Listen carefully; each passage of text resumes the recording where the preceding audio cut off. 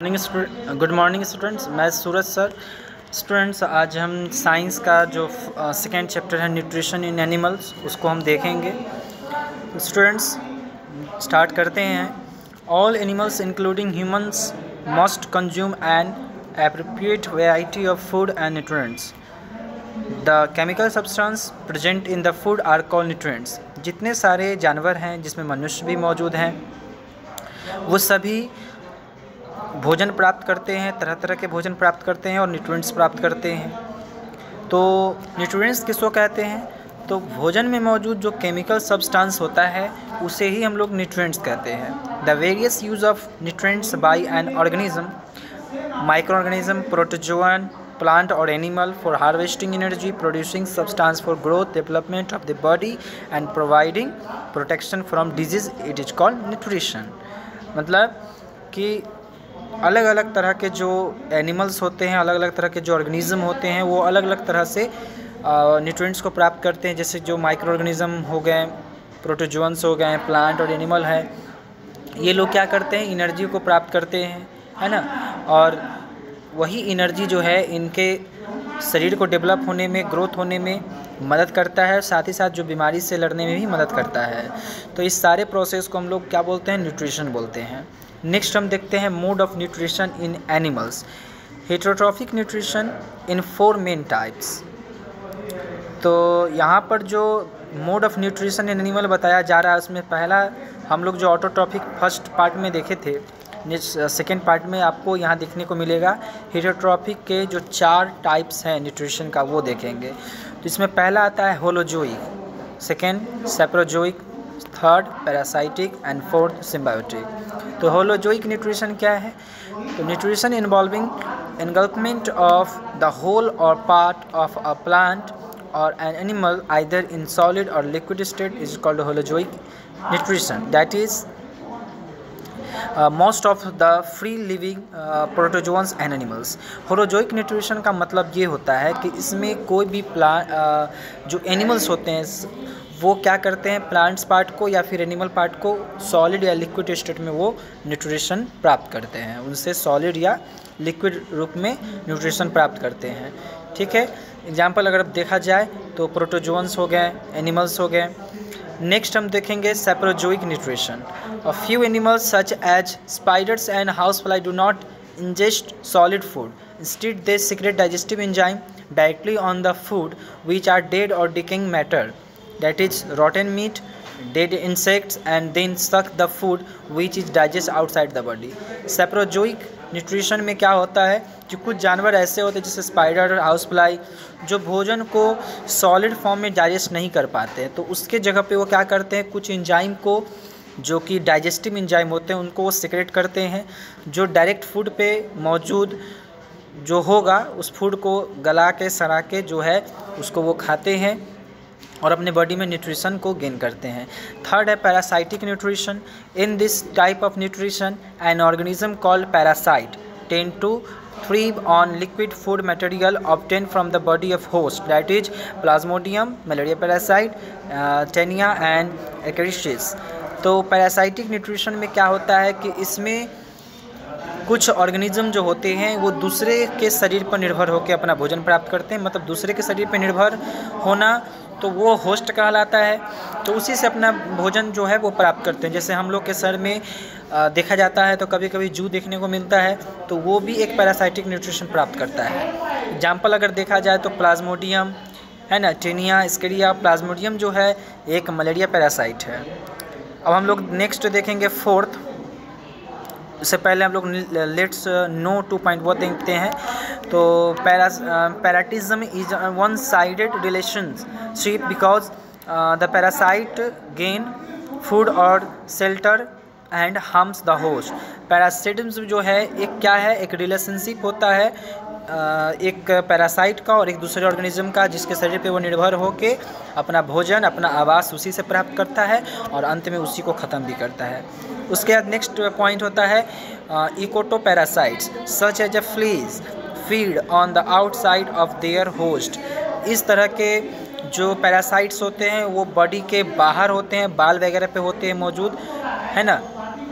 जो होस्ट को भी मतलब बर्बाद करता है, उसका है endoparasite such as a tapeworm Taenia which lies in the human host gut in the surround by pre digested food in anchor it head called scallops into the lining of the human's small intestine by the meaning of the crown of a hooks and four suckers। तो हमारे body के अंदर, किसी भी animal के body के अंदर जो पैरासाइट्स होते हैं उनको इंडोपैरासाइट कहते हैं। और ये क्या करते हैं, ये ह्यूमन बॉडी के जो डाइजेस्टिव सिस्टम में स्मॉल इंटेस्टाइन होते हैं उसमें मौजूद होता है और उसी से अपना वो भोजन प्राप्त करता है और हमारा भी हार्म करता है हम लोगों को। नेक्स्ट देखेंगे, it observes this pre digested food in its body by combination of diffusion and active transport. मतलब जब यह हमारे स्मॉल इंटेस्टाइन में रहता है तो वहाँ पे जो प्री डाइजेस्टेड मतलब जो डाइजेस्ट फूड नहीं हुआ, जिस फूड को हम लेते हैं उसी फूड को पचने से पहले, डाइजेस्ट होने से पहले या उस फूड को पहले ही मतलब क्या करते हैं, खुद को खा लेते हैं। किस प्रोसेस से, तो डिफ्यूजन या एक्टिव ट्रांसपोर्ट से। Tapeworms have no mouth and no gut. The tapeworm's body wall is resistant to digestive enzyme and to the immune response of the host. Tapeworm के पास कोई मुंह नहीं होता है, ना कोई उस तरह का खाने योग्य कोई ऐसा स्पेशल ऑर्गन, ठीक है। तो ये लोग क्या करते हैं, ये लोग अपने बॉडी से कुछ डाइजेस्टिव एंजाइम निकालते हैं और वही डाइजेस्टिव एंजाइम जो है क्या करता है कि होस्ट के न्यूट्रिशन को प्राप्त करके उससे अपना भोजन करते हैं और होस्ट के इम्यून रिस्पॉन्स को भी यानी इम्यून सिस्टम को भी थोड़ा बहुत हानि करता है। नेक्स्ट हम देखेंगे सिम्बायोटिक न्यूट्रिशन या metabolism. In this type of nutrition two organism live in association and derive nutrition from each other. इस मोड में क्या होता है कि दो ऑर्गेनिज्म आपस में एक दूसरे से शेयर करते हैं फूड, है ना, न्यूट्रिएंट्स को क्या करते हैं, शेयर करते हैं कि तुम मेरा लो मैं तुम्हारा लूँगा। तो इस तरह का रिलेशनशिप को हम लोग सिम्बायोन्ट्स कहते हैं। एग्जाम्पल में अगर आप देख लें तो E coli bacterium lives in the intestine of human beings and synthesises vitamin B12 which is used by human. In return E coli receives its nutrient from the intestine of humans.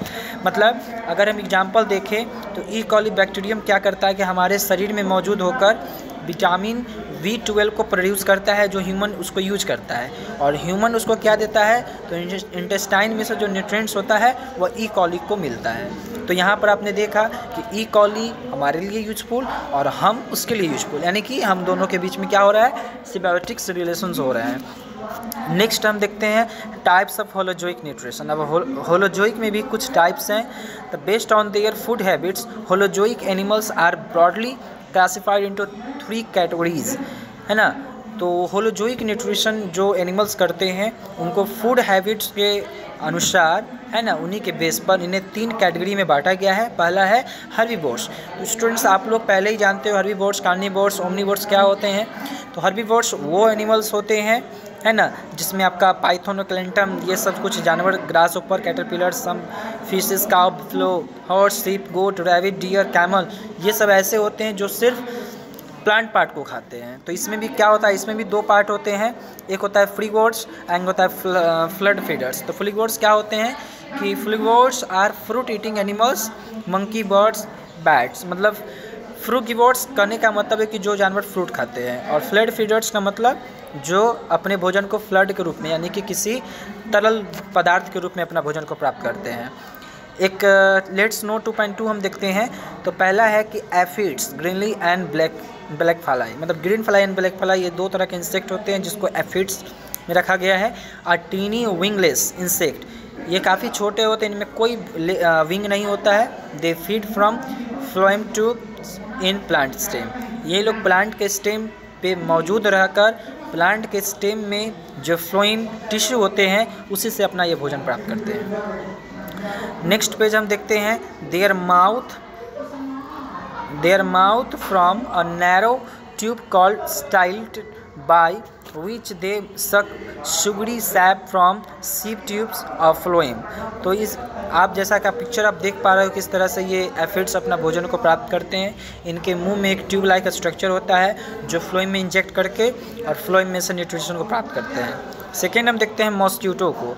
Mosquito excels in its blood sucking habit, alighting gently the mosquito sets about puncturing its prey with an array of 6 needle-like mouth parts तो मच्छर जो होते हैं वो हमारे शरीर पे मौजूद, मतलब हमारे शरीर पे बैठते हैं, है ना, और अपने जो उनके माउथ है, जिसको हम लोग ब्लड नीडल टाइप का स्ट्रक्चर होता है, ब्लड सकिंग, उसको वो इंजेक्ट करते हैं हमारे बॉडी में और वहाँ से वो ब्लड को सक करते हैं। One of these is use to inject an anticoagulant saliva responsible for the irritating itch that follows the bite and serving as a vector for pathogens causing malaria, yellow fever, dengue, encephalitis etcetera. ये लोग जब आते हैं, मच्छर जब हमारे शरीर पर बैठते हैं, सीट करते हैं, तो वो क्या करते हैं कि वो लोग अपने माउथ में एक ट्यूब मतलब लेके चलते हैं, उसको इंजेक्ट करते हैं, वहाँ से वो ब्लड को सक करते हैं। साथ ही साथ एक एंट्रोकोलिजेंट सलीवा जो है वो हमारे बॉडी में इंजेक्ट हो जाता है और उनका वो एक तरह से सलीवा होता है जो मतलब हम लोग को ईच करता है, मतलब खुजलाता है, ठीक है। Another mouth part is used as a channel through which the blood is sucked। तो उनका जो एक ट्यूब होता है जिससे वो ब्लड सक करते हैं, वो काफ़ी ज़्यादा ट्यूब का बंडल नुमा होता है। तो उसमें से एक ट्यूब जो है सलीवा को प्रोड्यूस करता है, सलीवा को इंजेक्ट करता है, दूसरा ट्यूब से वो ब्लड को सक करता है। Clear students? And it is of little comfort they that only the female suck out our body. और जब मेल मच्छर जो यानी मेल मॉस्किटो होते हैं वो जब सक करते हैं तो उस तरह का प्रॉब्लम क्रिएट होता है। जब फीमेल जो मॉस्किटो है वो सक करते हैं तो ऐसा उसमें कुछ नहीं मिलता है, वो सलीवा बहुत कम ही जो है इंजेक्ट कर पाते हैं शरीर में। इसलिए आप कभी फील किए होंगे कि छोटे छोटे ऐसे मच्छर होते हैं जो हमारे बॉडी पे मौजूद तो होते हैं, उनसे ब्लड सक करते हैं, लेकिन फील नहीं होता है कि वो हमें मतलब ये ईच कर रहा है, वो है जो, ठीक है। तो स्टूडेंट्स, इस वीडियो के माध्यम से आज हम लोग इतना ही देखेंगे, ठीक है। नेक्स्ट वीडियो में आप लोग को आगे बताया जाएगा। थैंक्स।